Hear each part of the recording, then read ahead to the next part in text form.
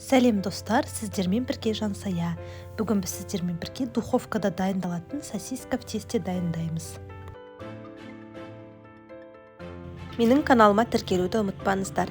Бізге қажет заттардың барлығы видеоның астында описание бөлімінде жазылады. Қамырымыз ашытқымен дайындалатын болғандықтан, міндетті түрде жылы сүт құясыздар. Үстіне қант қосып, жақсылап араластырамыз.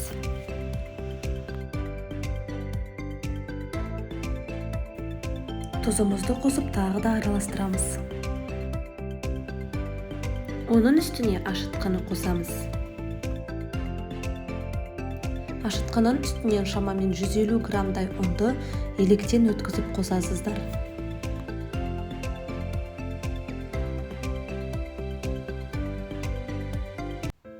Барлығын біркелкі қою масса болғанға дейін жақсылап араластырамыз.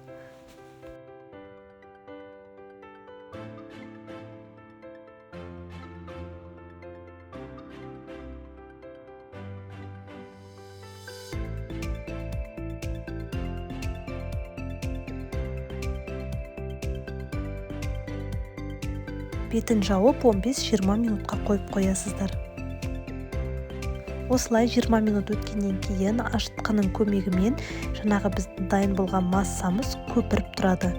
Оның үстінен сұйық майды қосып жақсылап араластырамыз.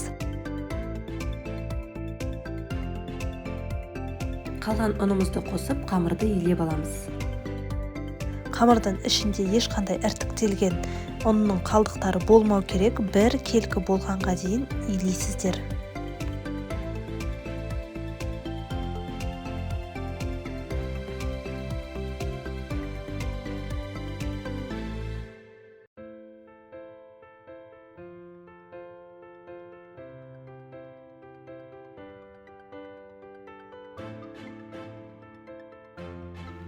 Егер де қолдарыңызға қамыр жабысып тұратын болса, шамалы ұн қосып, тағы да илеп жібересіздер.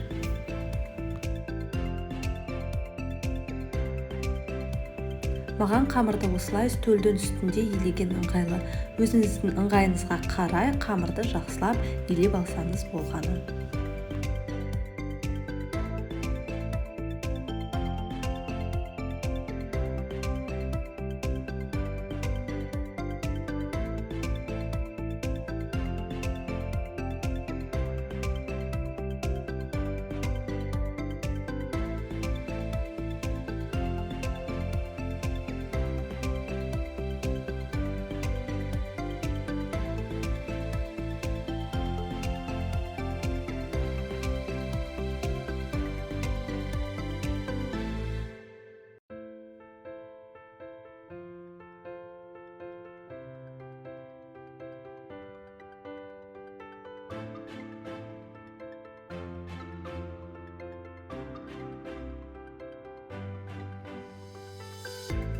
Мінекей біздің қамырымыз өте әдемі бір келкі болып шықты.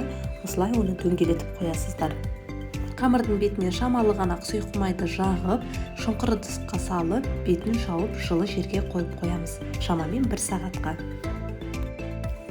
Мінекей біздің қамырымыз көтерілді. Жақсылап көтерілген қамырдың бетін ашып, үстелдің үстіне түсіріп аласыздар. Қамырымыз өте жұмсақ болып шыққан. Қамырды көз мөлшерлеріңізбен бірдей етіп 2 бөлікке бөлесіздер.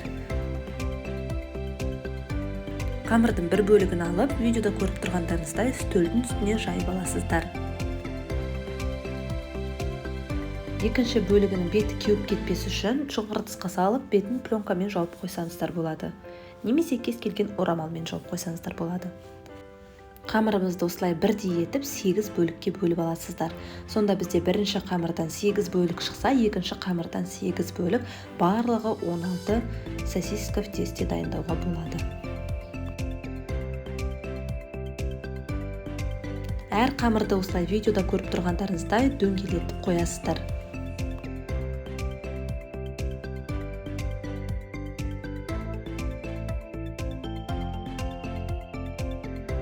Қамырымызды ешқандай ұн, сұйық май қоспай, осылай оқтаудың көмегімен жазып аласыздар. Жазған кезде қамырдың ұзындығы жаңағы сосисканың ұзындығымен бірдей болуы тиіс. Қазір мен сіздерге сосисканың жиналудың бір түрін үйретемін. Ол өрме түрі. Осылай видеода көріп тұрғандарыңыздай сосисканы ортасына қойып, екі шетінен кесіп шығасыздар.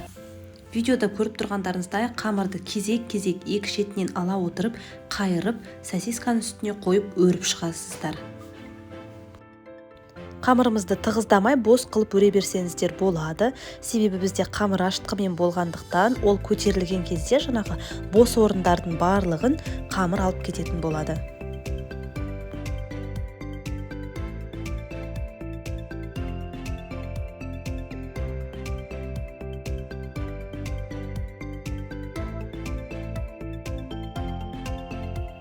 Тағы да тура осылай қайталап барлық қамырмен жасап шығасыздар.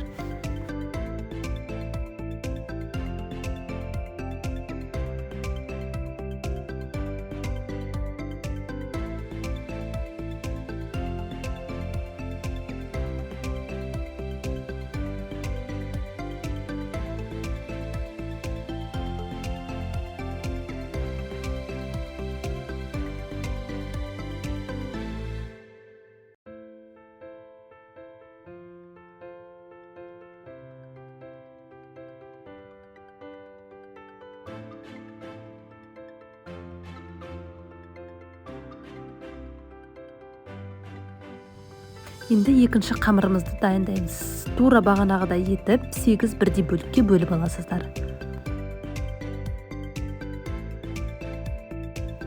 Осылай сосисканың шетін кесіп алып тастасаңыздар да болады. Ол міндетті емес. Егерде қамырдың ішінен сосискаларыңыз әдемі көрініп тұрсын десеңіздер, кесіп алып тастаңыздар. Қамырымызды осылай рулет тәрізді етіп, қолдарыңызбен орап шығасыздар. Кейін сосискамызды осылай қамырмен айналдырып орап шығамыз. Қамырымыз бір-бірінің үстіне шықпау тиіс. Ең соңында шетін бекітіп қоясыздар. Барлық 8 қамырмен осылай қайталап жасап шығыңыздар.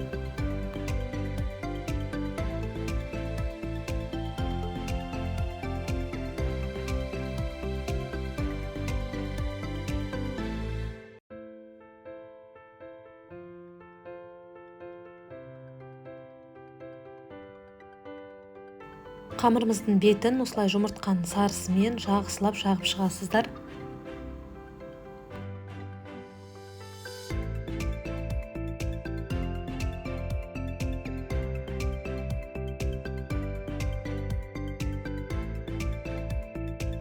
Үстіне қалауларыңыз бойынша кунжут болмаса мак сепсеңіздер болады. Еш нәрсе істетпей қойсаңыздар да әдемі шығады.